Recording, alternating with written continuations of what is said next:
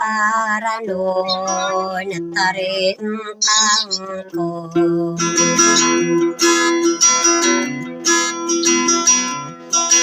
ay nadilayo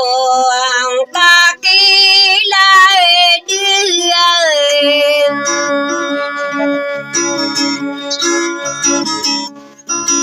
akaya taro nay inoray na nay gusto gigu o budawang ko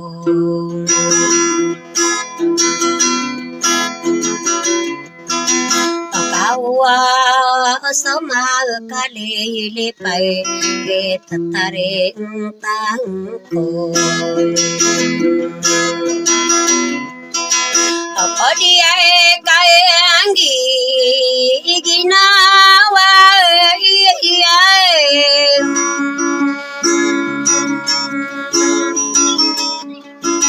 ay naay di naman makatahid masiray say nga bendi nga budawang ko anay di diaw na ya sanor taring tangko awapa mi eli adi kahatem akau besay imane dabo oya de ay toke lumbuaw laway inataring tangko anak burak na di dewo o nabudawang ko Mepiya kay giring miyay ay keso lotay nakabo yetay sa ay di ay lay atay mga lay inatarin tangko anade koran dan masino o budawang ko awi biyay nay irano ni yan napapirin siya sa may ikaya buo sa masade gitarin tangko ay ididaw dato sa budawang ko awali ay lang ay ilumiyay na ay anaperisi ay sa ay sơ mê na se ai yo mi sai pa tare tang ko anai inu vai marag ven bula awang ko asala tay na di masang keui sa đi la ya bơ ya indo nga ru kai tamu londo o tarin tang ko awale ilange ai ne pagayo bon bula awang ko ai no vi asali me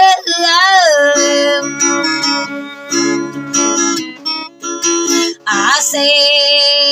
yumi ai na mai adi ai pa ke derundungai in tarin tang ko asapal no odena bento go getarin tang ko anai ai nam pi rana bula wen anai nam ya nai no rai ina wa bua are kapu ngano bon tarin tang ko awerai nora nona sa lolo bot bula awang ko anasala mai itang kami ruwai awerai nun sa kapal no atayate yande manaya tarin tang ko anadie sora tano vi mai ven bula awang ko anadie ko ari sora yu ami be kumi ai te tai ai be arami ai ya kai ambela bela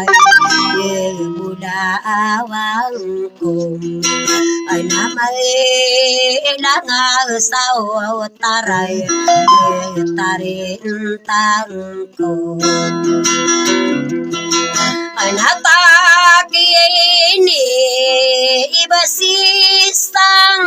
kelam ai di dia honore se ai mai enati ai ku aro pamanai buda awang ko odie ko we ai pamuau doge en tarin tang ko awera no rai nuna salo lu autem akabe ma ya mai mai ina mai so wai ta so dendi ing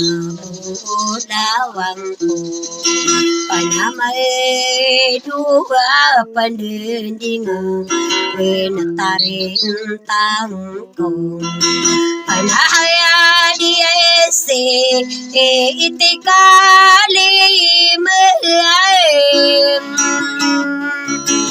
anaguo sika di say ai rai ina tayo mana ke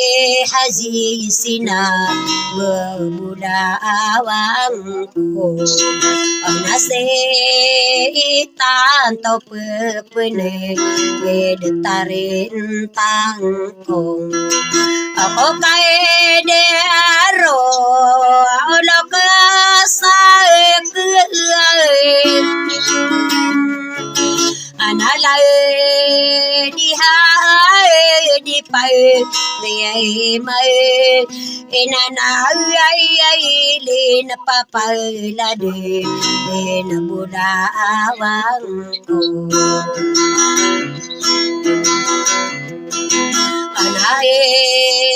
no ko na dai sai tarin tang ko aso pai ami ilia onto ngem ang adie ko pa kisai sambe eramai dia ero dewando wo budawang ko awabu so dia ngayo iyai pintarin tang ko awakai na sao na ya ana de to sa o dera na inagi na en so dinding en tarin tang ko awamay ilulaw sa tuaw nganay budawang ko awaki sanay nasari gyan inulay bonsai niyay inagiyaya tayo amekal nanay inatarin tang ko anay inuko na dato na diro budawang ko oranoning kuwadi